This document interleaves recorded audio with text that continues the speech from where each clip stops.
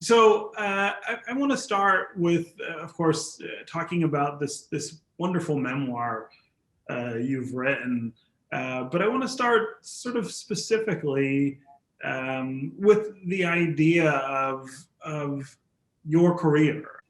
For so many of us in Michigan, you are synonymous with the word senator.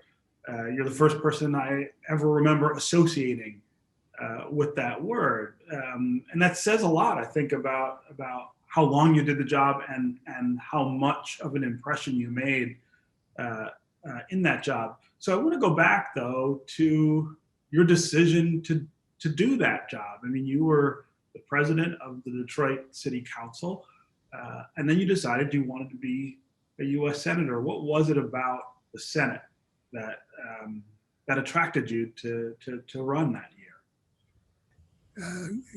A good elected official sometimes is going to do some things which is unpopular, as a matter of fact.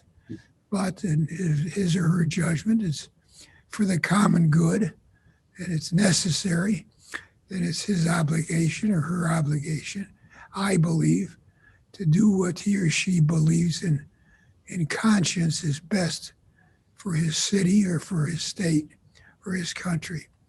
And so what I found when I was in local government in Detroit is that too often the federal bureaucracy would just, we'd be told by elected officials, well, we can't do much for you. You got 10,000 vacant HUD houses sitting there vacant in your neighborhood, maintained by HUD as eyesores. They're not being boarded up. They're not being taken care of. There they sit, helping to destroy my town's neighborhoods.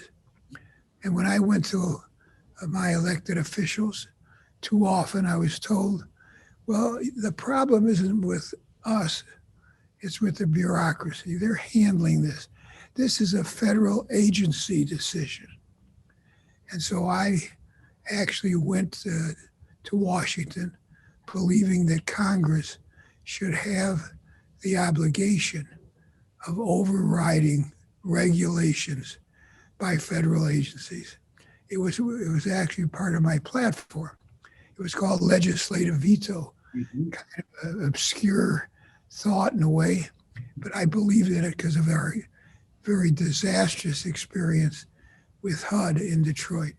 And so that kind of was one of the driving forces.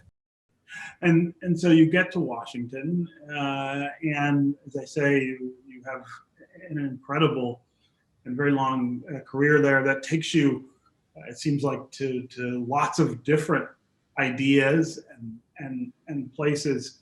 But talk about those early years in Washington. Well, I focused on two things right away. One was the oversight responsibility, which I've just tried to describe. And I believe Congress has the responsibility, and it's one of its major responsibilities, to oversee the operations of the federal bureaucracy. The other thing I wanted to do was to focus on an area that I knew very little about, and that's the military. That's the security of our country and how the military operated, and to learn more about something I had not experienced personally because I had never served. And I wanted to fill in that major gap and to really understand the importance of the military, where it may be wasteful, for instance, and that also occurred in the military. But also I also gained a huge respect for our military leadership and the people who serve us. And you develop an incredible expertise on the military. While you're in the Senate, you also develop some real expertise on foreign relations and do a lot of important work in that realm. Tell us how that developed, what interested you in that realm. Well, it's when you decide whether or not to send people to war, or authorize it, you're making the most important decision that you can make. There is no more significant decision than putting our men and women at risk and doing what we have to call upon their families to do.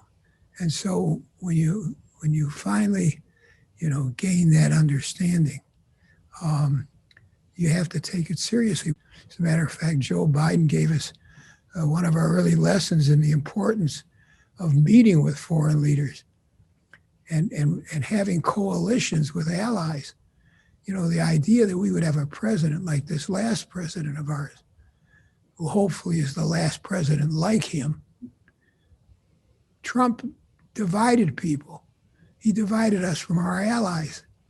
And my gosh, if we're going to be in a more secure world, you got to work with allies and people who have similar points of view, who believe in democratic government, hopefully. And there's threats to that which have taken place. Did you ever imagine that we would see in our time something like we saw on January 6th, where the building where you worked for decades in Washington was literally under attack from Americans? I wasn't surprised totally that those kind of people exist.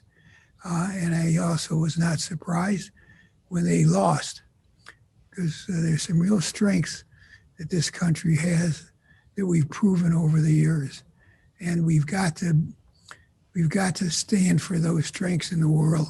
Yeah. And one of the things that this new president is so strong at is working with other countries to rebuild the values that internationally we've got to stand for if the world itself is going to be safer.